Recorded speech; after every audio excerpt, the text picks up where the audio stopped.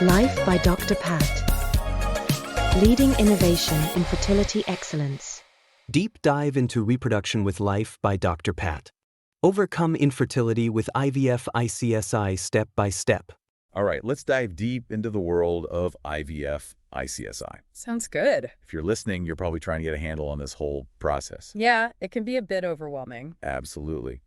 And we have some great resources to help us break it down today. Oh, cool. We're looking at info from a clinic in Thailand called Life by Dr. Pat. Interesting. They lay out each step, and man, it really does feel like a detective story. You start with investigations. Oh, yeah, that makes sense. Gotta gather all the clues. Right. So first things first, they want to understand your reproductive health completely. So like a full checkup. Yeah. They use all these imaging techniques. It's like taking high-tech pictures, but of your uterus and fallopian tubes. Wow. Pretty amazing technology. They're making sure everything looks good structurally before moving on. Makes sense. And then there's this thing called ovarian reserve. Mm-hmm. Basically, it's about how many eggs you have available. Ah, that's super important for IVF. Huge. It's a major predictor of success. So they need to know where you stand. Makes sense. But of course, it's not all about the woman. Right. Sperm play a crucial role too. Absolutely. So they do a semen analysis. Right. They're looking at sperm count, how well they swim. That's motility. Yeah, and shape too, right? Yeah, shape too. Mm-hmm. If things aren't looking ideal on that front, it might point to needing ICSI specifically. I see. So all this info helps guide the plan. Exactly. It's all about making the most informed decisions. Okay, that makes sense. They'll also do blood work, checking for things like thalassemia and infectious diseases. Right, gotta be safe. It's about protecting both the potential mom and baby. Absolutely. So once they have all this data, all these clues, what happens next? Well, then we move on to ovarian stimulation. Okay, so that's about encouraging the ovaries to produce multiple eggs, right? Exactly. It involves giving your ovaries a little boost. How do they do that? They use a combination of hormones. Interesting. Yeah, it's usually for about 2 weeks. And the goal is to release more than just one egg per cycle. Exactly. More than just the single egg you'd get naturally. So they're really fine-tuning things during this phase. Oh yeah, monitoring is super important. What does that look like? Lots of ultrasounds and blood tests, making sure everything is progressing as it should. Sounds pretty intense. It can be, but it's all part of the process. I bet. Is there anything else that happens during this stimulation phase? Well, there's a really key moment called the trigger shot. Okay, the trigger shot, what's that about? It's an injection that helps time the egg release perfectly. Ah, so it's all about timing. All about the timing. It helps coordinate everything so the eggs are mature and ready for retrieval at just the right moment. I see. So it's setting the stage for the egg collection. Exactly. And speaking of egg collection, that's where things get really interesting. Okay, let's talk about that. What actually happens during egg collection? So they'll use ultrasound to guide a thin needle. Oh, wow. They go through the vaginal wall to collect the fluid from the follicles. And the follicles contain the eggs, right? Yes. You'll be under anesthesia, though, so you won't feel anything. Oh, good to know. It sounds a bit intense. It is a procedure, but they make sure you're comfortable. I'm glad to hear that. Yeah, and once the eggs are collected, they are taken to the lab where they'll meet the sperm. Now this is where the ICSI part comes in. You got it. So instead of just mixing the eggs and sperm together, which is what they do in traditional IVF, Right. they carefully select a single sperm and inject it directly into each mature egg. Wow. So they use a tiny needle for that. They do. It's super I precise. can't even imagine. And this method can be helpful for couples who are facing male infertility, right? It can be, because it bypasses some of the challenges sperm might have reaching the egg naturally. It's like giving them a little extra help. Exactly. And then those fertilized eggs, now called zygotes, are placed in a special incubator. What does the incubator do? It mimics the environment of the fallopian tubes. They keep an eye on those little zygotes as they start to divide and develop into embryos. So it's a perfect little environment for them to thrive. That's the goal. And here's where things get even more interesting. There's the option for genetic testing at this stage. Right. You mentioned PGTA earlier. Yeah, PGTA. It stands for pre-implantation genetic testing for aneuploidy. Okay, what does that mean in simpler terms? It lets doctors screen embryos for chromosomal abnormalities before they're transferred to the uterus. Oh, wow. So it's like a sneak peek into the embryo's genetic makeup. Exactly. And this is optional, right? It is. But I can see how it would be valuable for some couples. Yeah, if they're concerned about genetic risks or want to increase their chances of a healthy pregnancy. It's like having an extra layer of information to help make decisions. It is, and I think it's important to say that you don't have to figure this all out on your own. Right. Clinics like Dr. Pat's offer counseling and support to guide you through it all. That's reassuring. Yeah, they're there to help. So we've covered the initial investigations, the stimulation phase, egg collection, fertilization, and even touched on genetic testing. We've been busy. We have. What happens after all of that? Where do those embryos go next? Well, that brings us to the final stage, embryo transfer. Okay, the embryo transfer. But before we get there, I think it would be helpful to talk about Dr. Pat himself and the philosophy behind his clinic. I agree. You mentioned he has a really interesting background. He does. He was a professor and head of reproductive medicine at a large public hospital in Thailand before opening his own private clinic. That's quite a journey. Yeah. And his clinic seems to be all about a patient-centered approach, right? Yeah, it seems that way from everything we've seen. There's a big emphasis on transparency, making sure patients are fully informed and involved in every decision. I think that's so important, especially when you're dealing with something as personal as fertility treatment. Absolutely. Right. It can be such an emotional roller coaster. It really can. It's clear that Dr. Pat and his team are committed to providing the best possible care and support. That's wonderful. And speaking of their services, they offer more than just IVF ICSI, right? That's right. I remember seeing something about menopause consultation. Yeah, and other reproductive health services too. Seems like they take a holistic view of reproductive health, recognizing that people might need different types of support at different stages of their lives. I love that. It's so important to acknowledge that. Okay, so to recap, we've covered the initial investigations, the ovarian stimulation phase, egg retrieval, fertilization, even touched on genetic testing and Dr. Pat's background. Yeah, we've covered a lot. But the story's not over yet. We still have that final stage to explore, the embryo transfer. And that's where we'll pick things up in the next part of our deep dive. Welcome back. It's amazing how much happens before we even get to the embryo transfer in IVF ICSI. I know, right? It's a whole journey. We talked a lot about the initial steps, but I want to go back to the ovarian stimulation phase for a minute. Okay, sure. You mentioned they monitor everything closely. What are they actually looking for? They're making sure the hormone dosages are just right, finding that sweet spot. Okay, so how do they do that? Well, they use ultrasounds to actually measure the follicles as they grow. Oh, wow. It helps them see how your body's responding to the medication. So it's not a one-size-fits-all kind of thing? Nope, definitely not. It's tailored to each individual. That makes sense. They also look at hormone levels through blood tests, specifically estradiol. Estradiol. Yeah, it tells them how the follicles are developing. Okay. If things are going too fast or too slow, they can adjust the medication. Ah, so they're constantly making sure things are on track. Exactly. It's all about precision timing to make sure those eggs are ready when they need to be. And speaking of timing, you mentioned that trigger shot before. Right. Can we talk more about that? What's it all about? Sure. Once the ultrasounds and blood work show the follicles are the right size and the eggs are mature, they give the trigger shot. And that's an injection. It is usually HCG. Okay, what does HCG do? It basically mimics a natural surge of luteinizing hormone, or LH. Which triggers ovulation? Exactly. So by giving this shot, they control the timing of ovulation. Ah, I see. Very clever. So they make sure the eggs are ready for collection at just the right time. Yep, usually about 36 hours after the shot. It's amazing how they can time it so precisely.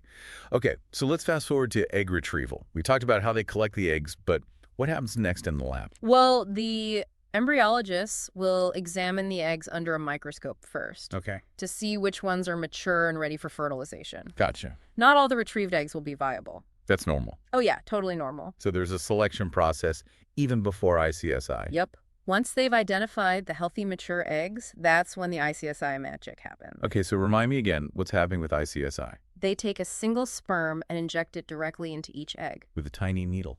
Right. Very carefully and precise. I can't even imagine. And this is especially helpful for couples with male infertility, remember? Yes. It ups the chances of fertilization, makes sure the sperm and egg meet. It's like a little matchmaking service. You could say that.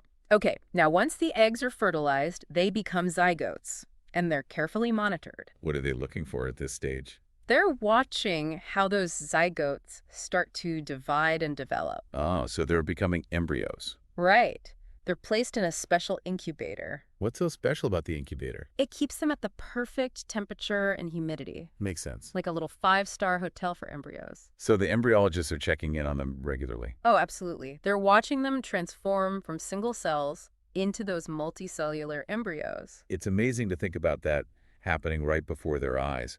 And this is also where genetic testing comes in, if a couple has chosen to do that. Exactly. If they've opted for PGTA, a few cells are taken from each embryo. When does this happen? Usually around day 5 or 6 of development. These cells are sent to a genetics lab to be analyzed for chromosomal abnormalities. So it's like getting a sneak peek into the embryo's genetic makeup, That's a great way to put it.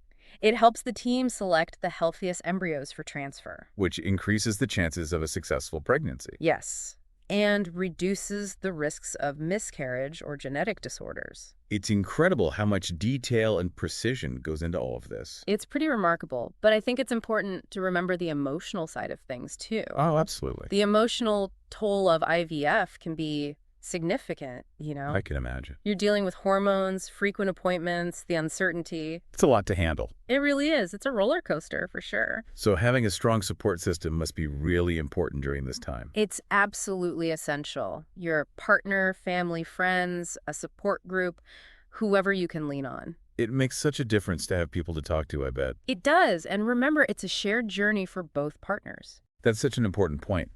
It's easy to focus on the person going through the physical procedures. Right, but it affects both partners emotionally. Absolutely. I think it's important for both partners to have space to process their feelings. Agreed.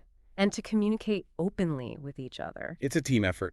It really is. And while we often talk about the woman's side of IVF, we need to acknowledge the male partner's role too.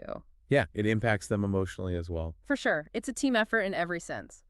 Speaking of which, I want to bring us back to Dr. Pat's approach. Okay. He really seems to prioritize a personalized experience, right? He does. From his materials, patient education and empowerment are key for him. Right.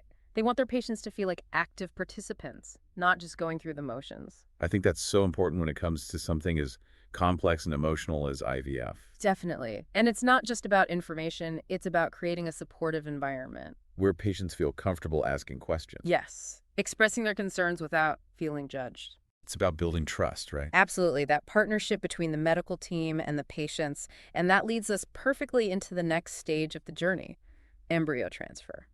Okay, so we've gathered the clues, stimulated the ovaries, retrieved the eggs, watched those fertilized eggs develop into embryos, maybe even done some genetic testing. Now it's time for those embryos to make their way back to the uterus. And that's where we'll pick things up in the next part of our deep dive. Welcome back for the final part of our IVF ICSI journey. We've made it to the embryo transfer. It's a big moment for sure. After learning about all those steps leading up to this, it feels really pivotal. It is. It really brings everything together. All the investigations, the stimulation, the retrieval, the fertilization, even the genetic testing. It all leads to this point. Okay, so we've got those carefully nurtured embryos. How do they decide when the transfer happens? It's really personalized. Okay, what factors do they consider? Well, the woman's age is a factor, and the Yeah. quality of the embryos, Makes sense. and whether they're using fresh or frozen embryos. Wait, we talked about those options earlier. Can you remind me what might make someone choose frozen over fresh? Sometimes freezing the embryos gives you better chances. Oh, interesting. Why is that? It gives the woman's body a chance to recover from the stimulation, Okay. and it gives time for any genetic testing, if needed. Right. Plus, it's more flexible for scheduling. So it's not always about transferring them as quickly as possible. Not necessarily. Sometimes a pause can actually be beneficial. I see, that makes sense. So once they figured out the timing, what does the actual transfer procedure involve? It's actually simpler than you might think, and usually painless. Okay, good to know. They use a thin catheter to guide the embryo through the cervix into the uterus. So where does the embryo go? Into the uterus, yeah. They often use ultrasound to help with placement. Ah, so it's like a guided journey for the embryo, making Yeah. sure it gets to the right spot. Exactly. What happens after the transfer? Is there a recovery period? Usually they recommend resting for a bit afterwards, but most people can get back to their normal activities pretty quickly. Okay, so not too disruptive. No, not really. But then the real waiting game begins. I can only imagine. How long do they have to wait to find out if it worked? They usually do a blood test about 2 weeks after the transfer. 2 weeks? Yeah, it checks for the pregnancy hormone, HCG. I bet those 2 weeks are tough. They can be emotionally intense for sure. A mix of hope and anxiety. Lots of ups and downs, probably. Yeah. And even if the transfer is successful, the journey isn't over then, right? You're right. There's still the whole pregnancy ahead. Which comes with its own set of challenges and joys. Absolutely. And it's important to remember that even if the first transfer isn't successful, it doesn't mean it's over. That's a good point. A lot of couples go through multiple cycles. It takes a lot of resilience and determination. It does. And speaking of resilience, I think Dr. Pat's own story is a great example. In what way? Well, he faced those challenges within the public healthcare system, and he decided to create something different. Yeah, a clinic where he could offer a more personalized approach. Exactly. It's inspiring to see his vision come to life.